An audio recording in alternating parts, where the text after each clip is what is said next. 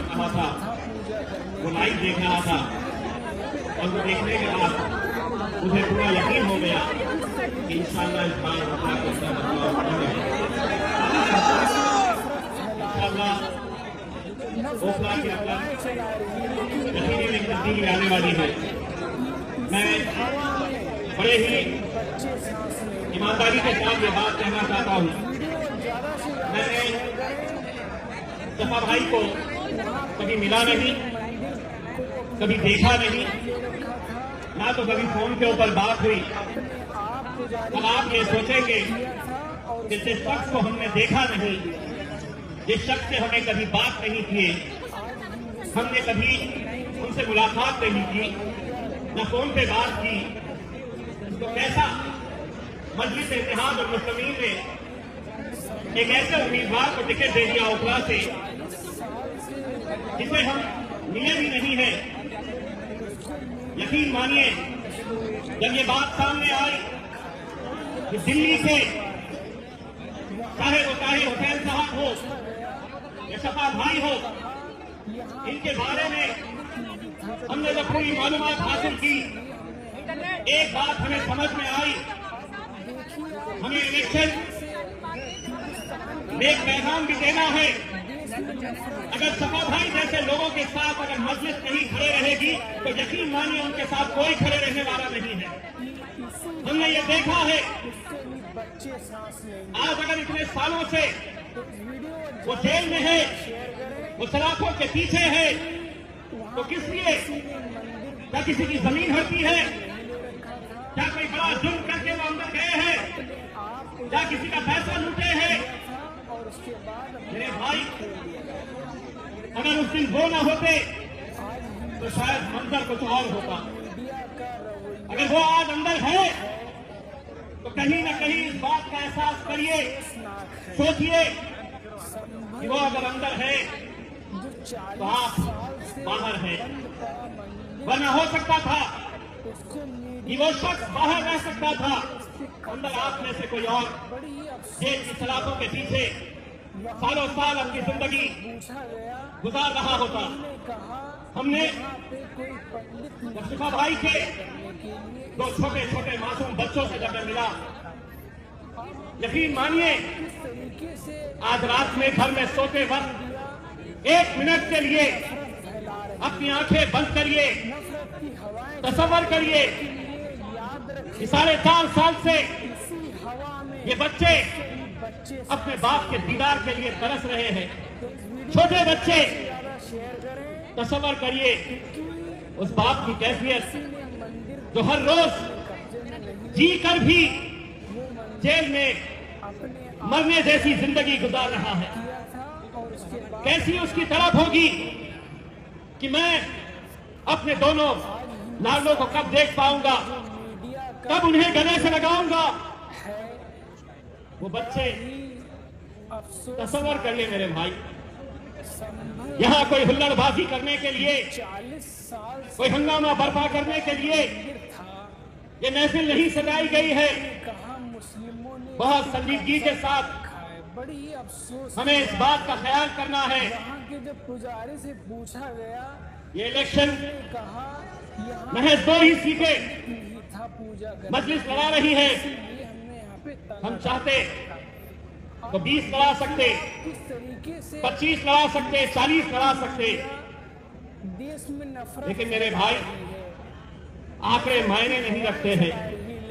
ऐवान के अंदर जाने वाला शख्स कौन है, कितनी मजबूती के साथ खड़े रहेगा, कितनी ताकत के साथ तुम्हारी आवाज से आवाज लगाएगा, क्योंकि ये मायने लगता है। मंदिर को अपने मैंने में नहीं ले रखा। अल्हम्दुलिल्लाह वो मंदिर आप लोगों की दुआओं की बदौलत पुजारी जी ने बंद ये शर्फ मुझे हासिल हुआ था अपने आप ही खोल दिया। कि हिंदुस्तान की उस अजीम शख्सियत आज जिसे दुनिया जिसकी एक झलक देखने के लिए, जिसकी आवाज ऐवानों के अंदर गूंजती है, अफसोसनाक अल्लाह ने मुझे ये मौका दिया था कि मैं मेरे कायद बैरिस्टर असदुद्दीन ओवैसी साहब के साथ पार्लियामेंट के अंदर जाकर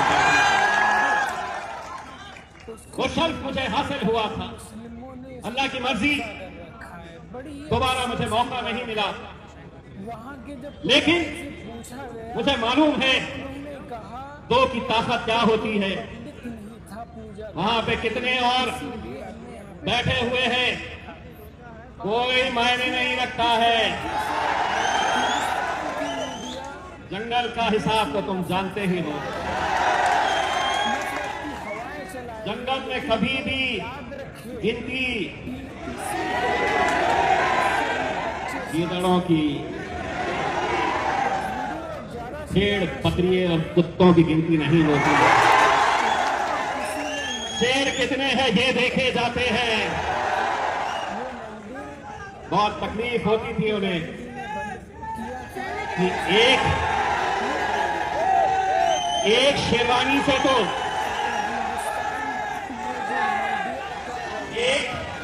एक शेरवानी से तो पूरी हुकूमत परेशान थी। बोले ये दूसरा भी आया है तो बोलता बहुत है। मजलिस गूंगे, मुक्के और बहरों की जमात नहीं है। हम बोलते हैं और अल्हम्दुलिल्लाह पहले ही दिन से अगर मैंने वहां पर जाकर कुछ सीखा था तो मेरे शायद ने मुझे ये सिखाया था पूजा करने की कि पूरा सीना तान के पूरे जिगर के साथ सच को सच बोलने की हिम्मत रखो, झूठ को झूठ बोलने की हिम्मत रखो, क्योंकि इतिहास दिलेरों का लिखा जाता है। इतिहास दिलेरों का लिखा जाता है, दलालों का नहीं लिखा जाता है। कितने जाते हैं हमारे भी उन ऐवानों के अंदर, कितने जाते हैं, लेकिन जब तुम्हारी आवाज बनने की बात आती है, तुम पर जुल्म होता है, तुम पर ज्यादती होती है, तो कोई बोलने के लिए तैयार नहीं होता।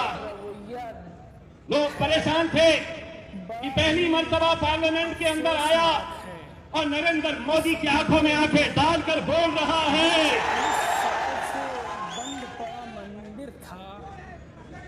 जब पहली मर्तबा बोलने के लिए खड़ा हुआ था तो अमित शाह बाजू वाले से पूछ रहा था। अमित शाह ने बाजू वाले से पूछा ये कौन? तो बोले साहब असद भाई का एक और भाई आ चुका है। मेरे भाई, अगर मुझे इतनी खुशी होती है जब मैं ये नौजवानों का जोश देखता हूँ, आपके जज्बे को मैं सलाम करता हूँ। कभी कभी तो लगता है कि हम हैदराबाद में खड़े हैं कि जहां तक नजर जा सकती है वहां तक आवाज खड़ी है। बस मुझे इतना यकीन दिला दो, इतना यकीन दिला दो। ए मीडिया वालों, थोड़ा कैमरा हमारे पास से हटा दो।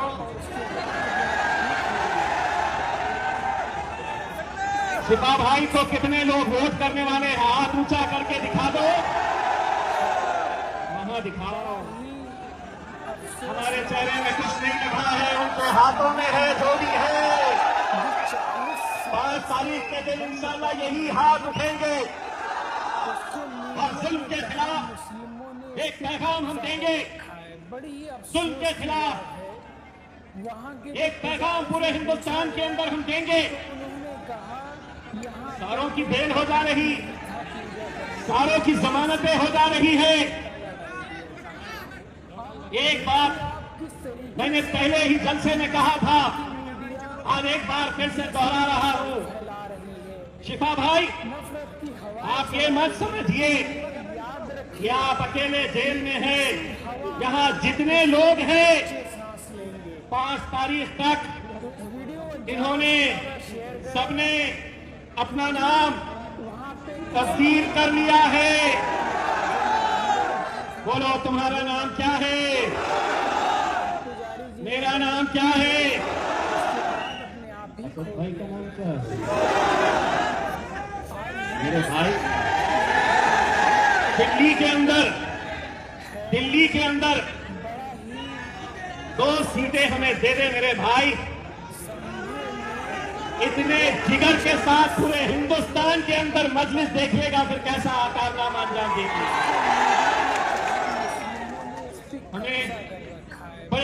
मजलूमों के साथ हम यहाँ पर आए।